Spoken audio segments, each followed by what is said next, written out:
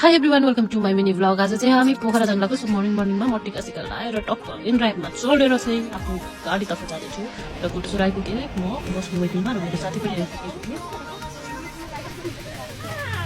र उसले भन्थ्यो कि मलाई त आइसक्यो। सो हाम्रो बस पनि आयो। सो हामी बसभित्र बस्यौँ र बस चाहिँ फर्स्ट टाइम चढेको यस्तो टाइपको बस चाहिँ सोफा सिटवाला चाहिँ होइन मजाले सुतेर जानु पनि होइन पानी अलरेडी हुँदो रहेछ टक्क आरामदायी चाहिँ फोन चलाउँथ्यौँ। सो हामी यसरी नै गफ गर्दै गर्दा गाडीभित्र नै कफी दिनु भयो दाजुले मर्निङ 5 त्यसपछि फेरि मलाई स्न्याक्सहरू भयो। यहाँ चाहिँ चिज स्न्याक्स दियो चिज स्यान्डविच ल्याएपछि हामी टक्क आएर त्यसलाई खानु थाल्यौँ।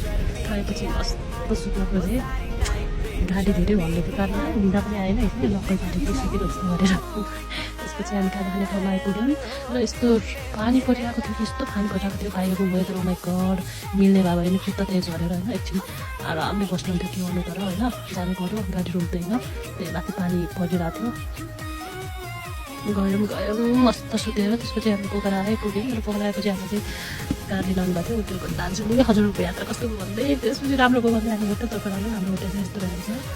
सो हामीलाई चाहिँ वेलकम जुस दिनुभएको थियो केही थाहा थिएन हाम्रो चाहिँ। सो हाम्रो रुम यस्तै हो होइन यस्तै अब 2 जना बस्ने यस्तै त भने होइन फर्स्ट टाइम 2 जना कतै हिँडेको बाहिर निस्क्यौँ हामी यत्रो 5-6 वर्षपछि। त्यसपछि बस्यौँ त्यो दिन र भोलि बिहान हामीलाई ब्रेकफास्ट हाम्रो कफी चिया यस्तो ब्रेड जाम होइन यस्तो यस्तो दामी पर्दो रहेछ कि। त्यसपछि हामी लेक साइडतिर घुम्न गयौँ 2 जना मस्किँदै त्यसपछि लेक साइड आइपुग्यो। लेक साइडमा यसो हल्का होइन हिँड्दै फोटोहरू भिडियो हिँड्दै हेर्दै मौसम कति दामी थियो कि यस्तो भिडियो बनाउँदै होइन हिँड्दै हामी चाहिँ टक्क इन्जोय गर्दै। त्यसपछि भोलिपल्ट हामी चाहिँ माथि स्ट्याचु हेर्न गयौँ जुन महादेवको स्ट्याचु थियो त्यहाँनिर एकदम जानु मन थियो र पार्किङ चाहिँ अलिक तलपट्टि रहेछ। सो तलबाट यस्तो मलाई त थाहा नै थिएन अब फर्स्ट टाइम आएको तर कस्तो बबाल कि क्लिन पनि अनि बढी चाहिँ अब यो महिनामा इन्डियनहरू हुनुहुन्थ्यो धेरै जस्तो चाहिँ इन्डियाबाट पुरै मान्छेहरू इन्डियन थियो कि प्रायः जस्तो यसपालि टुरिस्ट कम रहेछ होइन मतलब यसपालि भन्नाले यो ठाउँमा चाहिँ टुरिस्टहरू कम रहेछ।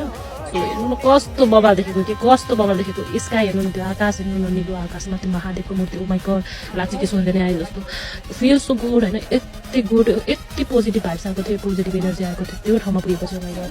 त्यसपछि हेर्नुहोस् त्यो माथिबाट चाहिँ त्यो तलको गुम्बा देख्दो रहेछ गुम्बामा एकछिनमा जाने अनि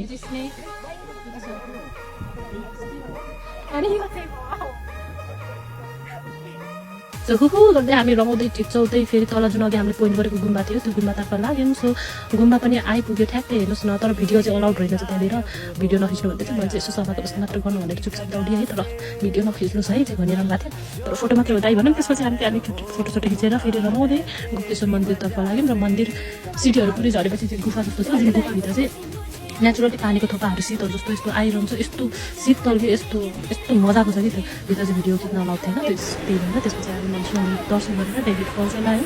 सो डेभिड फल्स माथिबाट हेऱ्यौँ किन भन्दाखेरि तलपट्टि फेरि बनाइरहेको रहेछ होइन हेर्नु बनाएर रेनको लागिरहेको थियो रेनको चाहिँ देख्यो कि त्यहाँ बनाएर सो कस्तो बबाल भोक लाग्यो। त्यसपछि हामी खायौँ त्यो नाइट इन्जोय गऱ्यौँ क्लबहरू गयौँ भिडियोमा खिच्न लाग्छ भनेको थिएँ त्यसपछि भिडियोसँग जस्तो गरेँ भिडियोहरू खिच्यौँ र अर्कोपल्ट फर्किने दिनमा नुहाइ गरेर हामी तालबराई मन्दिरमा गयौँ र पानी परिरहेको थियो बिचबाटै पानी परिरहेको थियो तर भिज्दै भयो नि हामीले जस्तो तस्तो होइन मन्दिर ढोकेर मन्दिरमा टिकटक बनाएर चुडी होइन मेरो साथी कस्तो दामी ल्याइदिएको चुरा सुरा लगाएर भिडियो खिचेर हाम्रो यात्रा कम्प्लिट भयो। सो त्यसपछि हामी घर फर्क्यौँ फेरि हाम्रो बस आयो नाइट बस हेर्नु फेरि अहिले पुरै कस्तो राम्रो थियो नाइट बसमा पनि अहिले ब्ल्याङ्केट स्याङ्केट पुरै दिने दिनु नै।